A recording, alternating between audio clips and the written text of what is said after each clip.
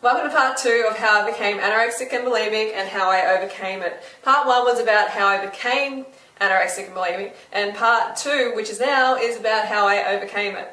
So I started working in a gym and everyone around me was pretty into nutrition, and I was too. I was always into nutrition, but I really didn't have a clue about what good nutrition was about. So I found the raw food movement, and I couldn't hardly find any information on the raw food movement at all. I went to libraries, went to bookshops, everything, and there was just hardly anything on it. And if there was, I got it and I devoured it.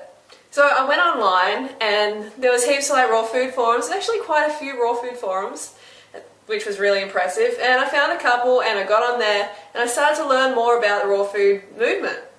And in the start I was having cacao and high fatty dishes, which for my eating disorder at the time were not good at all. In my mind I was like, this is the way, raw food is definitely the way that I'm going to cure myself of this urge to restrict my calories and to purge. But the high fat version that I'd found just did not feel right. I wasn't feeling that much better than when I was eating a lot of shit. I was starting to feel kind of the same, to be honest, because my carbs were so low. My brain fuel, my carbohydrates were barely there. I was eating these cacao, avocado, creations, which were just full of fat, excitotoxins, neurotoxin, and basically it was leaving me undercarbed and not feeling my best at all. So I'm jumping around with these raw food creations thinking, hey, hang on, this is raw food, and I should be feeling really vital, I should be feeling amazing. And I just wasn't getting that. So I looked around further, I'm like, there's got to be something more to this. I know this raw food thing is the answer, but I'm just not getting, the results that I feel I should be.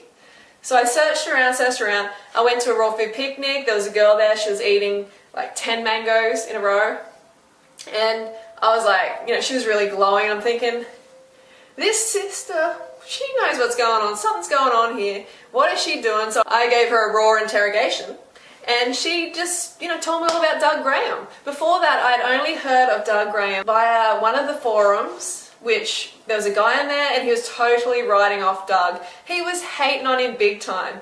And, when people hate on other people like that, that just for no good reason, the guy is promoting fruits and vegetables, come on, how can you hate on someone like that? When people are hating like that, then I just sort of think, this person loses all credibility in my eyes. And they're not trying to help anyone, they're just trying to put someone down. So I researched further on Doug Graham because he was talking about Doug Graham. He's going, Doug Graham this, Doug Graham that, he's this and that. I'm like, alright buddy, just put some fruit in that mouth and carb up, will you? So anyway, I looked into Doug Graham and found, the most perfect lifestyle around. He recommended so much fruit, and I was always like, I can't have too much fruit because my candida is going to go crazy, which is totally wrong. It's an excess fat in the bloodstream problem, which I'm going to make a video about, so stay tuned for that. I got a consult with Doug. I went on basically Banana Island for 1 month, and after that I was like, found the holy grail, woo. Yeah, I did my happy dance. I did my happy dance because I was feeling so vibrant, and for the first time in my life, I didn't want to vomit. I didn't want to restrict my calories. I was seeing my skin clear up, I was seeing my eyes clear up, I was seeing my energy just go through the roof. I was basically just feeling like I'm just walking on air, I'm feeling amazing here. There is something in this lifestyle. And basically from then on I just knew that that was it, I wanted to live the fruity, high carb lifestyle. And now I don't feel guilty after eating, I don't feel like I'm eating dairy, I don't want to vomit. I don't want to restrict my calories. I don't have dizzy periods or blood sugar issues at all. I don't have this inability to focus on things and this almost feeling like I'm going to faint all the time, which I had before. I was like a mess. I could hardly focus on anything. And that is not the case now. I've got focus. I am regularly happy for no reason. The urge to binge on crap to the point of pain, gone. Totally gone. You know what I mean? And it's all, a lot of people are like, oh no, eating disorders, they're mental, people have got a psychological problem and rah rah rah. Okay, that That I really don't agree with. Maybe if that person's brain's been glucose restricted for long enough, for that many years, they may have got brain damage. I don't know, but possibly. But I'm talking about 99% of the people with eating disorders who actually are just undercarbed. I know this is going to sound like, oh no, that's too simple, blah, blah, blah, blah. For most people that is that simple, because if you're getting enough glucose to your brain via carbohydrates, then it's going to function properly. If you're not, then it's not going to function properly. That's how it goes. But I hear a lot of people saying, oh, but how do you bridge that gap between, wanting to actually nurture yourself and get that glucose to your brain? Well, that can be difficult. For me, it came out of desperation, and I think this happens for a lot of people. That urge to you're just like, whoa, I don't know what else to do. I'm at my wit's end. I just need to change now. And for a lot of people, that's what does bring them to a healthier way of living. So for me, I had to change, or else I don't know where I'd be today. Honestly, I needed to get my head together, and I was getting to the point where I had so much pain attached to what I was doing that one day I just went,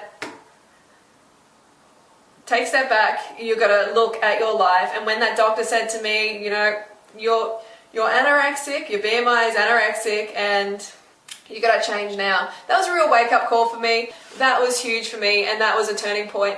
And after that, I began to educate myself. I really wanted to look after myself really well, but I didn't want to put on weight.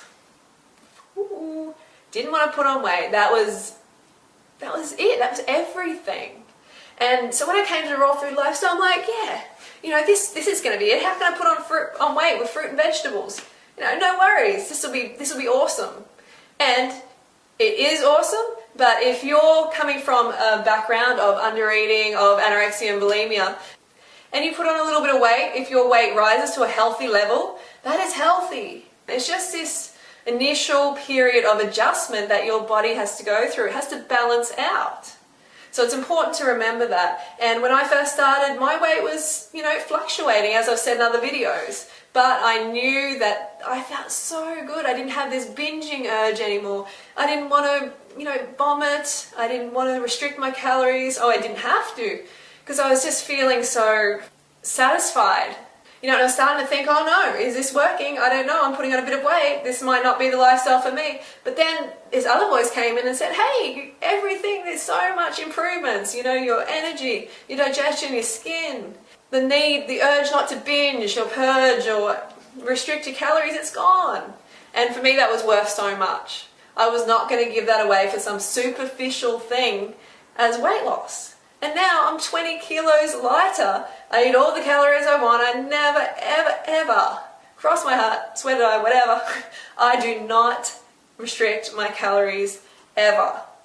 The last time I did it was years and years ago, and God, if you want to live an abundant life, then restricting something, like restricting real food, nature's gifts, fruits and vegetables, then you're not going to get it. Trust me, you're not going to live abundantly. You're still going to be in this deprivation, diet, merry-go-round mentality. So you've got to step off that and you've got to carb up. So it's all about carving up. I'm just going to wind it up now. So you may have to get to a point in your life where you're experiencing so much pain from what you're doing now that it tips you over the edge into changing.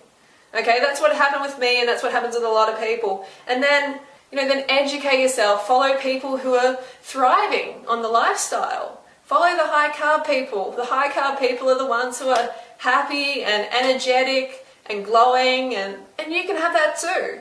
But you have to be patient and you have to keep the carbohydrates up. Alright, so that's my story, and I don't know what else to say, but I am a different person to what I was 5 years ago. Completely different. I don't know myself. My family doesn't know me. They're just like, you have changed a lot. So I've definitely found my happy place. I am eating disorder free, and you too can be as well. Don't hurt yourself.